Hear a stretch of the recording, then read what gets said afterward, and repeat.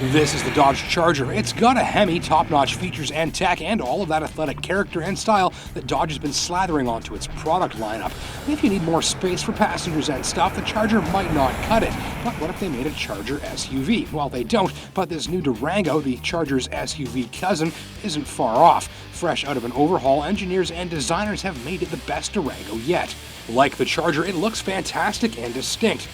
And like the Charger, this loaded-up Durango Citadel tester got everything. Plug-ins for your media, ports to keep your gadgets recharged, remote start, which fires up the heated seats and steering wheel, and even a power liftgate that waits a moment for you to get out of the way when you close it. There are automatic high beams, automatic wipers, a full digital screen to call up your speedo and anything else about the Durango you'd care to see, and even 3 TV screens for watching the game if you like. Radar and cameras keep an eye on your blind spots, following distance, and likelihood of rear-ending others, which supports drivers in sitting back and enjoying this classy and thoughtful cabin. Materials and quality feel top end, entry and exit is fairly easy, and there are 3 rows of seats, including these middle ones which flip and fold to accommodate any combination of passengers and gear you might have in mind. Front seats are surrounded by a slick driving environment set off by one of the best touchscreen central command interfaces on the market. It's bright, colorful, animated, and very slick. No NES Duck Hunt graphics here.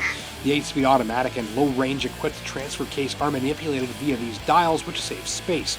The steering wheel is even beautiful with big, easily manipulated buttons, and there's plenty of storage all around.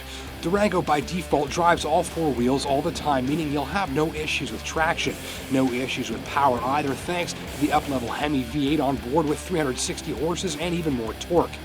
Cylinder deactivation shuts half the engine off when full power isn't needed, and there's an eco mode which capitalizes on the HEMI's low-end jam by reducing throttle response for maximum fuel efficiency while forcing early upshifts from the gearbox. The 8 gears usually shift so smoothly that you'll never notice it changing up 7 times before you hit highway speeds, but you will notice that there's always a perfect gear on standby to fling the Durango along when you hammer on the throttle. This powertrain is comfortable being driven gently and will haul around town without breaking 1500 revs, though opened up it's a hoot too. Highway mileage on my watch landed under 11 liters per 100 clicks.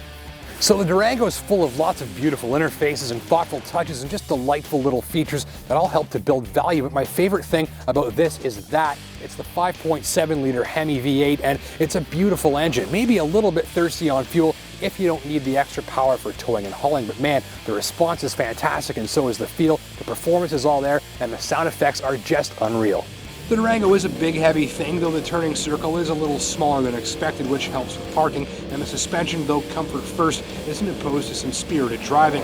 Any crossover SUV shopper with a pulse will probably appreciate the extra touch of sportiness, even if the steering is often a little too quick and vague at highway speeds to create a confident and locked-on feel. Note, rear seat headroom is generous even with the sunroof, and I love this light pipe taillight, which is visible miles away, even in heavy snow. The xenon projectors are also fantastic in inclement weather, and the all-wheel drive system is as seamless and intelligent as they come.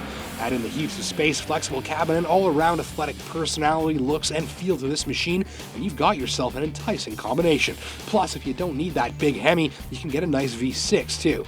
Complaints? Well, the factory tires aren't fantastic in the snow, and if you drive it really hard, Durango's HEMI will suck back the sauce like Rob Ford before a Leafs game. Plus, that low-slung stance means limited ground clearance, so don't plan on any serious off-roading unless you want to change out a bumper.